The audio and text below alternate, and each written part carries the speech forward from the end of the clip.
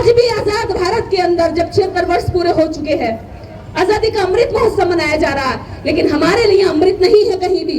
हमारे लिए तो मृत है, मृत्यु है, जहर है, जातिवाद का जहर, जो हमें शिक्षित होने के बाद भी हमारा पीछा नहीं छोड़ता, जैसे बाबा साहेब का पीछा नहीं छोड़ा था। जानते हैं बाबा साहेब के साथ शिक्षित और नौकरी में आने के बाद भी क्यों किया था ब्राह्मणवादियों ने ये षड्यंत्र? क्योंकि उन्हें ये डर था, अगर डॉक्टर अंबेडकर शिक्षित हुआ है, टाई सूट बूट पहन करके अगर आज नौकरी करेगा और इसको हमने सम्मान दे दिया, इस अछूत महार को स्वीकार कर लिया हमने इस कुर्सी पर, तो फिर इसका समाज पढ़ लिख कर कुर्सियों पे कब्जा करने लगेगा। समाज में ऐसा संदेश दो कि तुम्हारी पढ़ने लिखने के बाद भी तुम्हारी नीचता और अछूतता को हम स्वीकार नहीं करेंगे। और ब्राह्मणवादियों ने बाबा साहब का अपमान करके यही संदेश दिया। और एक संदेश दिया कि तुम कितना भी जातिवाद को मिटाओगे, आप एक लकीर मिटाओगे, वो 10 लकीरें खींचते जाएंगे। आप एक षड्यंत्र उनका बताओगे समाज को, वो 10 षड्यंत्र समाज में घेरते चले जाएंगे। हमारे दिमाग का टेस्ट करते हैं वो, क्योंकि उन्हें पता है कि हम बाबा साहब की औलादे भले ही हैं, लेकिन हम उनकी बात नहीं मानते। जय भीम बोलने से बात नहीं बनेगी, नमो बुद्धाय बोलने से हम बौद्धिस्ट नहीं बन जाएंगे। हमारे व्यवहार में झलकना चाहिए, हमारे परिवार में झलकना चाहिए, हमारे चरित्र में झलकना चाहिए, हमारे संस्कारों में झलकना चाहिए, तब हम बौद्ध दिखेंगे। नहीं ऊपर से कह लूं हमारे मुंह में भर रहा है गुटखा, मोमो उठा है, कुछ तो मुंह भी नहीं खोल पा रहे। मैं ही यहाँ सुबह से मिल ली 50 से, कुछ तो बोल भी नहीं पाए ऐसी करके, क्योंकि 5 रुपए खराब हो जाएंगे। इस समाज की सच्चाई है। अभी इस समाज पे नशे पे काम होना चाहिए, शीलों पर काम होना चाहिए, 22 प्रतिज्ञाओं पर काम होना चाहिए। आपको 33 करोड़ से कुछ नहीं मिला, लेकिन 22 प्रतिज्ञाएं जीवन में उतार कर देखो, दुनिया का सारा सुख, सारी संपत्ति मिल जाएगी।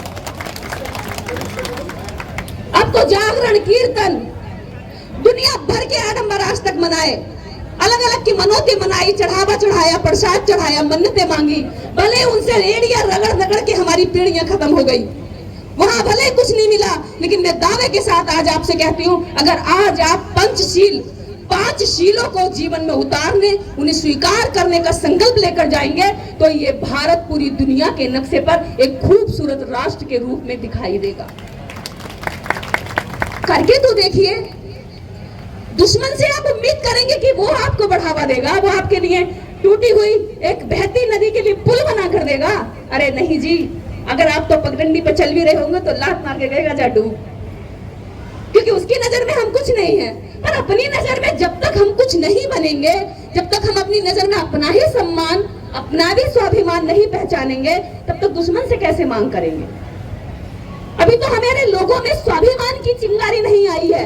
स्वाभिमान क्या होता है, क्या होती है इज्जत? इस देश के अंदर एनसीआरबी की रिपोर्ट बताती है कि हर चौथे मिनट पर, हर 8वें मिनट पर एक दलित बेटी का रेप हो जाता है। ये एक आंकड़े हैं जो रजिस्टर्ड होते हैं, और मैं वो नहीं कह रही हूँ जो पंचायतों के जरिए या गांव में दबा दुबा के या घर वाले डरा धमका कर रोक लेते हैं कि अरे क्या है, इज्जत तो लड़की की जाएगी, हमारा समाज तो कमजोर है, कोर्ट कचहरी भी न्याय नहीं देगा। ये वो आंकड़े हैं जो थाने तक जाते हैं, कोर्ट तक जाते हैं, जो एफआईआर में दर्ज होते हैं फर्स्ट इंफॉर्मेशन में। किसकी बेटियां हैं वो? आपकी बेटियां हैं। जब अपना स्वाभिमान नहीं पहचानते तो अपनी बहन बेटियों की इज्जत ही कैसे बचाओगे?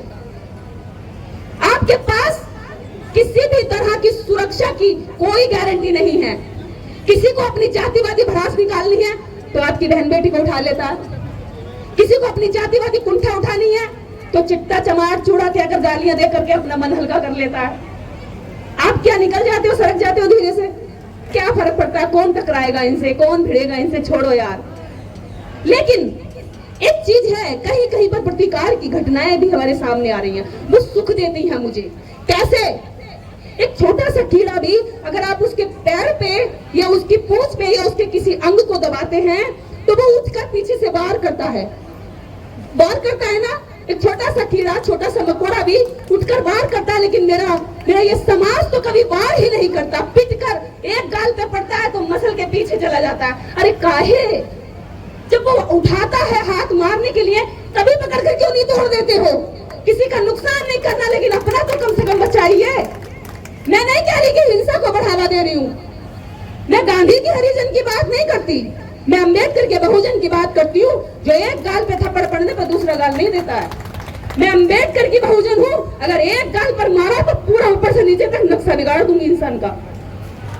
मारने से पहले ही भाप लेती हूँ कि ये मारने वाला है। ये परख, ये सोच, ये समझ हमें हमारे समाज में पैदा करनी होगी। विशेषकर अपने समाज की महिलाओं को, बेटियों को, बहनों को, इनके लिए आप मोमबत्ती लेके सड़कों को मत भरिए। घर के अंदर ही इन्हें दुर्गा देवी, काली देवी मत पढ़ाइए, फूलन देवी पढ़ा दीजिए, फूलन देवी। कि देखिए ये कैसे आपका भी स्वाभिमान बचाएंगी, अपना भी बचाएंगी। जरूरत नहीं है फूलन देवी की तरह आप शोषण करवाने की, जरूरत है कि फूलन देवी जैसा रुद्र रूप, ऐसा व्यवहार, ऐसा संकल्प, उससे पहले अपनी बहन बेटियों और बच्चों में वो संस्कार और वो व्यवहार डालने की जरूरत है। बच्चियां हमारी हैं, तड़प दी जाती है, मार दी जाती है। इसी भारत के अंदर, खासकर इन राज्यों में, गुजरात का एक मंदिर था जहाँ देवदासियां रखी जाती थी, आपको शायद ये पहचान भी नहीं होगी, जहाँ 9 साल की, 7 साल की, 12 साल की, 14 साल के बच्चों को देवदासी के रूप में रखा जाता था। वो किसकी होती थी? इसी बहुजन समाज की होती थी। सुंदर बच्चियां, भगवान के नाम पूजा कराई जाती थी और उस भगवान से शादी कराई जाती थी। देवता तो उनके साथ नहीं रहते थे, ना उनका उद्धार करते थे, लेकिन मंदिर के पुजारी उनका शोषण करते थे। भारत का हिस्ट्री बता रही हूँ, भारत की हिस्ट्री बता रही हूँ। मिस कैथरीन मियो मदर इंडिया एक बुक है जो भारत में बैन कर दी गई थी। अगर आप उसको पढ़ेंगे तो जानेंगे कि कितना खौफनाक मंजर हमारी बच्चियों के साथ भारत में गुजरा। 12, 14 साल, 9 साल की बच्चों की जो जान की हड्डियां है ना, वो फैल जाती थी। 80-80 वर्ष का, 90-90 किलो का पुजारी आपकी बच्चियों के साथ उनका शोषण करता था। अरे ये तो भला है बाबा साहब डॉक्टर अम्बेडकर का, शुक्र है बाबा साहब डॉक्टर अम्बेडकर का कि आज वो बच्चियां मंच से दहाड़ रही है, वरना किसी मंदिर में जाकर देवदासी की तरह वहां भीख मांग रही हूँ। मैं शुक्रगुजार हूँ मेरे बाप अम्बेडकर की, इसलिए आभार व्यक्त करने के लिए अपने जीवन का जितना समय दे सकती हूँ अपनी ड्यूटी निभा रही हूँ। वो कर्म आपको भी करना है, वो अधिकार आपको भी मिले, निर्देश को नहीं मिले, या मंच पे बैठे इन लोगों को ही नहीं मिले। ये ड्यूटी आप सबको भी निभानी है। जब हम अपने पिता की जमीन लेते हैं तो उसका कर्जा भी हमें ही चुकाना होता है, और हम तो वो कर्जदार हैं जो अभी भी अपने बाप के कर्ज में डूबे पड़े हैं। बाबा साहब डॉक्टर अम्बेडकर अपने 4-4 बच्चों की कुर्बानियां दिए, अपनी जवान पत्नी की कुर्बानी दिए, विदुर का दंश झेला, बीमारियां हुई, लेकिन चरित्र से नहीं गिरे। डॉक्टर अम्बेडकर इस भारत के अंदर जितने ज्ञानवान थे, इतना ही उनका समाज अज्ञानी रूप में जी रहा था। पर बाबा साहब डॉक्टर अम्बेडकर की जो ज्ञान, बाबा साहब डॉक्टर अम्बेडकर के नाम की जो ज्ञान का सूर्य होगा, उसकी किरणें, उसकी जो धूप, उसकी जो प्रकाश हम पर जाना चाहिए था, वो देश की सरकारों ने रोक के रखा, हमारे खुद के नेताओं ने रोक के रखा। जो मंच के बड़े बड़े नेता होते हैं उन्होंने बाबा साहब को नहीं पढ़ा होता है। जो पार्टियां, राजनीतिक पॉलिटिकल पार्टियां चला रहे हैं, वो बाबा साहब को सही से ना पढ़ते, ना ब्रीफ करते, ना बताते, क्योंकि उनको भी कभी कभी लगता है कि अरे इनको क्या जगाना, 5 साल में एक बार जाएंगे, इनको कहेंगे जी जय भीम वोट दे दो, दे देंगे ये लोग, या कोई और पार्टी वाला आके ले जाएगा। क्योंकि हम नेता भी चरित्रवान नहीं ढूंढते ना, हमें तो नेता भी चाहिए, चल दारू पिला दी यही नेता हो गया, लड्डू खिला दिया यही नेता हो गया। ऐसे नेताओं को हम लोग चुन लेते हैं। जब तक परिवार के मुखिया चरित्रवान, शीलवान नहीं होंगे, तब तक ये समाज शीलवान नहीं बनेगा, और जब तक समाज शीलवान नहीं बनेगा, तब तक हम नेताओं को अभी पहचान नहीं कर पाएंगे कि उसमें कौन कौन से शील उसके व्यवहार में है। मंच पर बोलने वाले व्यक्ति में कम से कम इतना तो हो कि उसके अंदर 5 शीलों की जगह कम से कम 4 शील तो कम से कम हो। ये आपको पहचान करनी है और ऐसा ही आपको बनना है। ऐसा नहीं है कि आप मंच पर चाहते हैं कि वो पूरा ऊपर से नीचे तक पूरा देवता की मूर्ति हो और हम जो है नीचे सुधार ना करें। तो ये सुधार की बात आप में भी और मुझ में भी बराबर लागू होती है। मैं ये बात इसलिए कह रही हूँ क्योंकि जब तक हम सुधार की बात नहीं करेंगे, जब तक हम सुधरेंगे नहीं, ये बातें केवल मंच तक कानों को सुख पहुंचाकर बात खत्म कर देंगी। इसलिए मैं वही बात फिर से कहती हूँ कि अपनी बच्चियों की, अपने समाज की, अपने लोगों की, अपने मंचों की अच्छी से अच्छी सुरक्षा करिए और उसको समझिए कि वो आपको कहाँ लेके जा रहा है। अम्बेडकर राइट मूवमेंट आज मैं बड़ौदा में देख रही हूँ कि एक समय पर यहाँ इस राज्य को दंगों के नाम से जाना जाता था कि दंगे हो गए और इस तरह मारकाट हुई, या पीएम के नाम से जाना जाता था। लेकिन आज गुजरात को, विशेषकर बड़ौदा को बाबा साहेब की संकल्प भूमि के नाम से जाना जा रहा है। ये मेरे लिए प्राउड की बात है, हम सब के लिए प्राउड की बात है।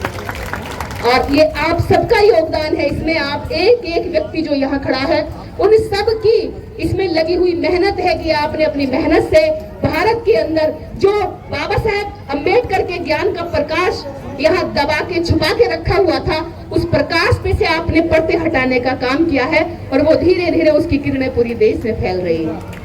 यही काम हमें करना है। मंचों से हमारे कवि, हमारे सिंगर, हमारे वक्ता, हमारे लीडर अभी तक जो भी बोल कर गए, मैं उन सबका आभार व्यक्त करती हूँ। विशेषकर मीडिया का कि वो लंबा लंबा सफर करके यहाँ तक पहुँचे, संघर्ष करके यहाँ तक आते, छोटे छोटे अपने जो इनके पास संसाधन है। देखिए हमारी मीडिया के पास बड़े बड़े कैमरे नहीं है, बड़ी बड़ी लाइटें नहीं है, उसके बावजूद भी आपकी बहुजन मीडिया आपकी बात को स्ट्रीम मीडिया के सामने टक्कर देती है और जेल तक जाते हैं और अपने बच्चों, अपनी पत्नियों तक को छोड़कर 2-2, 4-4 दिन तक कवरेज करते हैं। ये ट्रेनों में कैसे कैसे आते, कितना संघर्ष करके आते। हमारे लिए आज हमारा मीडिया वो नहीं है जो टीवी में है। मुझे लगता है कि अब बहुजन लोग जो समझदार हो गए, उन्होंने टीवी देखना भी बंद कर दिया। वो बहुजन मीडिया को चैनलों पर सुनते हैं, मोबाइल पर सुनते हैं। ऐसा ही है ना? सही कह रही हूँ? आवाज लगा के बताओ। हाँ, इनको देखिए। अगर आपको दिमाग में कचरा भरने से बचना है ना, तो आप टीवी मत देखिए। मान लीजिए आपके घर में कोई कचरा फेंक रहा है, तो आप क्या करेंगे? कोई कचरा अगर आपके घर में फेंकेगा तो डर जाओगे, अरे मेरे घर में कचरा फेंक रहा है, मैं ये कचरा बर्दाश्त नहीं करूंगा।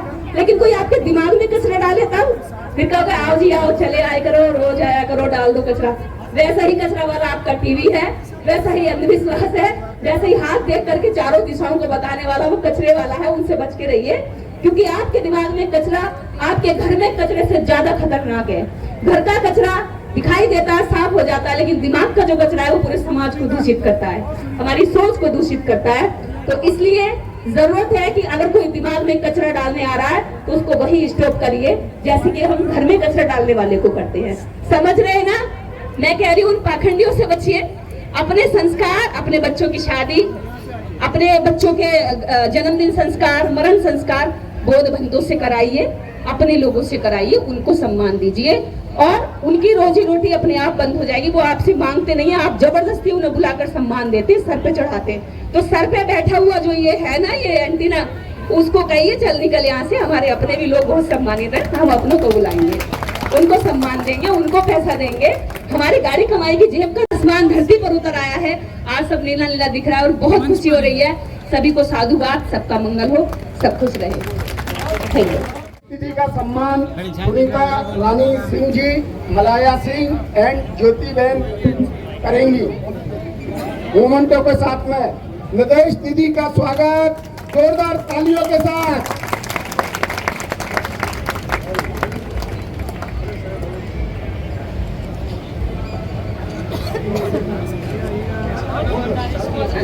मैं एक धन्यवाद स्पेशल राजकुमार जी